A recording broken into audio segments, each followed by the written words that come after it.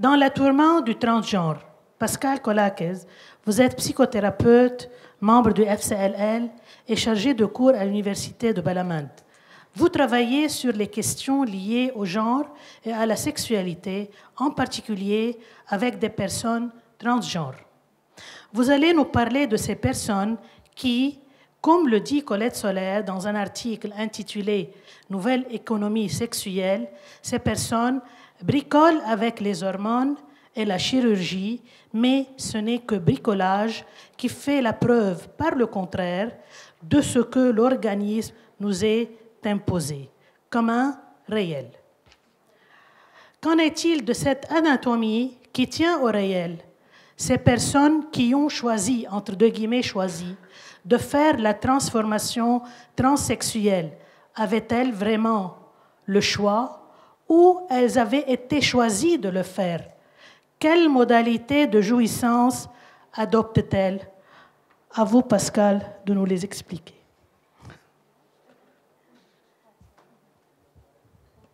Merci Myrna, bonjour. Enfin, je vais tenter de comprendre toutes ces questions que vous avez posées. Je n'ai pas de réponse, mais c'est juste une réflexion que j'essaie de faire. Donc voilà.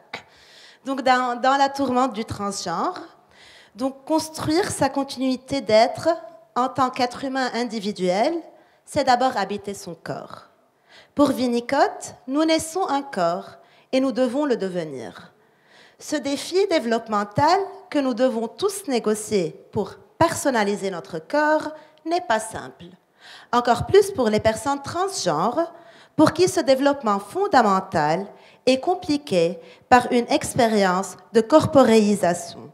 Donc j'utilise ce mot ici spécifiquement dans le sens d'une modification ou d'une transformation corporelle sexuelle. Donc cette expérience de corporéisation qui est vécue comme étant déroutante et douloureuse. Le lien supposé intangible entre l'identité de genre et le sexe biologique est défié par la demande des personnes transgenres pour la réassignation du sexe. La psychanalyse défie les notions d'individualité et d'identité liées essentiellement aux processus sociaux et aux choix conscients en introduisant les manœuvres subversives de l'inconscient. L'identité est de nature conflictuelle et elle est intimement liée avec le désir et le fantasme inconscient. Pour Salamon, les investissements psychiques que nous avons dans notre corps sont essentiels à la compréhension de l'expérience subjective de la corporéisation. Séparée de ces investissements psychiques inconscients, la matérialité du corps n'a pas de sens.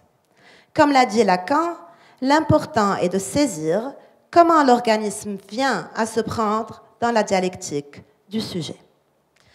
Les hormones, l'intervention médicale servent de base pour concrétiser l'action psychique de la corporéisation, laissant au fantasme le travail de combler l'écart qui reste entre les désirs et les faits.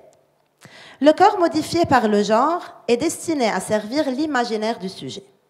Ayant vécu dans un corps incitant au désaveu et au dégoût, où les organes génitaux et les seins peuvent devenir littéralement intouchables, les sujets en transition entrent finalement dans un corps animé et érotisé.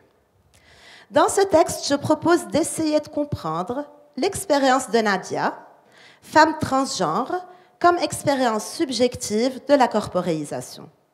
Je commence par parler du rôle du corps dans le maintien de l'identité, puis du fantasme comme nouage du sujet divisé avec la cause de son désir, et je termine avec la fonction psychique de la modification du corps en parlant du symptôme pour repenser la différence des sexes.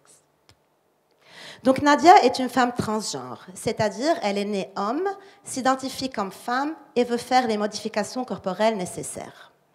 Elle avait 25 ans quand je l'ai vue la première fois. Je travaille avec elle depuis plus de 4 ans, une fois par semaine, face à face. Elle est venue me voir parce qu'après 2 ans de traitement hormonal, elle n'arrivait pas à prendre la décision de faire la chirurgie pour la réassignation sexuelle. Alors, quelle est la relation du corps et de la sexualité chez Nadia? Donc, Lema suggère que comprendre les transgenres exige de remettre en question les signifiants qui façonnent notre relation individuelle à notre corps.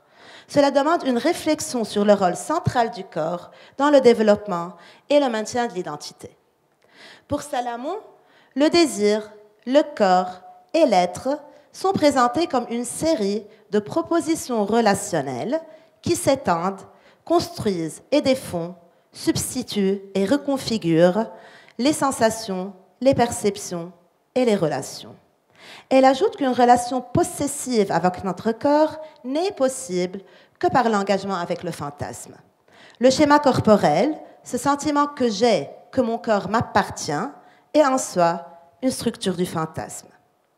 Nous retrouvons chez Nadia cette scission entre corps et psyché. Nadia perçoit son corps comme un ennemi qu'elle doit toujours contrôler. Elle dit ne pas pouvoir faire confiance à son corps. Elle a peur qu'il ne lui échappe. C'est son corps qui lui crée des problèmes. C'est à cause de ce corps imprévisible qu'elle n'arrive pas à reprendre sa vie en main. Dès l'adolescence, Nadia ne prenait pas soin de son corps. Elle se douchait très rarement, ce qui la rendait objet de moquerie de ses camarades de classe. Au début de la prise d'hormones, Nadia raconte qu'elle n'osait pas avoir de relations sociales à cause de sa peur des gaz intestinaux qu'elle dit imaginer, que son corps produisait. Elle avait toujours une sensation que son corps allait les évacuer imprévisiblement et que les gens se moqueraient d'elle. Après de nombreuses séances, elle a lié cette sensation qu'elle avait dans l'anus à ses innombrables aventures sexuelles. Elle raconte avec horreur et dégoût ses expériences sexuelles dégradantes et risquées. Elle a même dû subir une opération chirurgicale à cause d'une maladie sexuellement transmissible.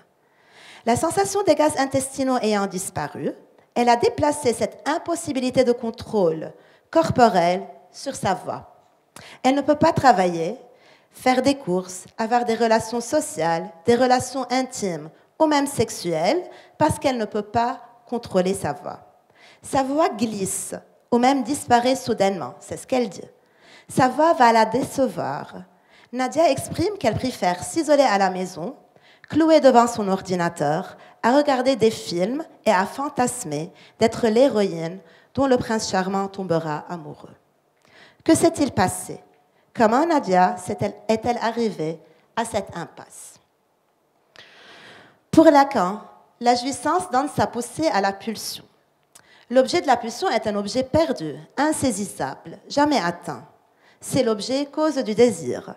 Son destin va se réaliser par le fantasme. Le désir est une tentative de retrouver une satisfaction archaïque en essayant de trouver toujours de nouveaux objets qui ne peuvent pas me satisfaire. L'objet petit a, inobjectivable par le langage, est derrière les scénarios fantasmatiques. Nadia raconte que, depuis son enfance, elle avait le sentiment qu'un jour, elle allait devenir folle. Elle imaginait sa fin. Effondrée au milieu de la rue, les gens accouraient et se rassemblaient autour d'elle. Elle hallucine, ils la font hospitaliser. Elle dit ressentir une jouissance immense quand elle s'imaginait folle, perdue, errant dans les rues. Elle se sentit libérée de tous les liens. Elle n'a plus besoin d'exercer aucun contrôle.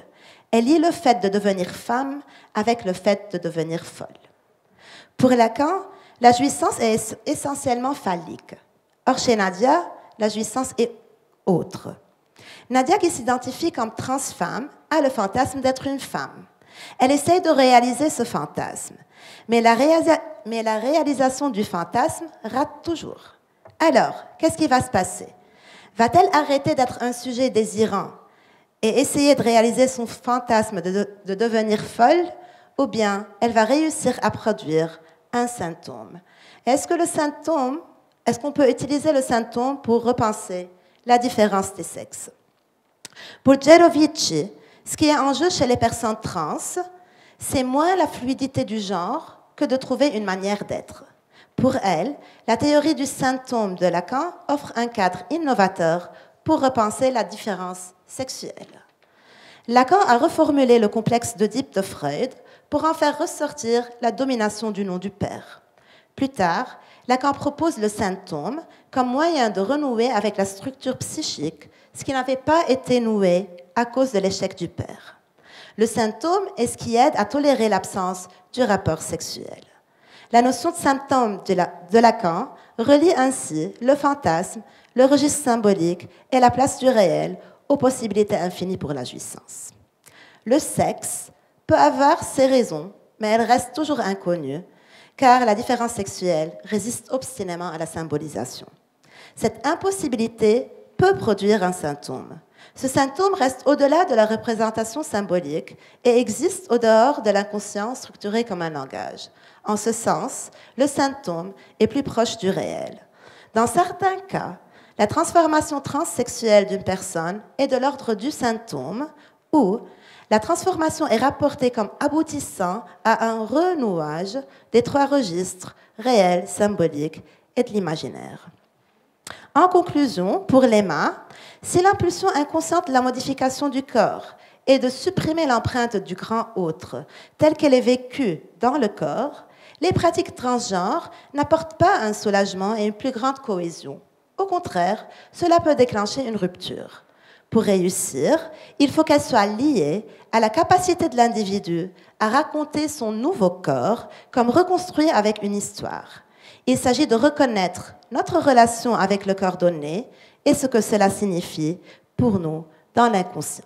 Merci.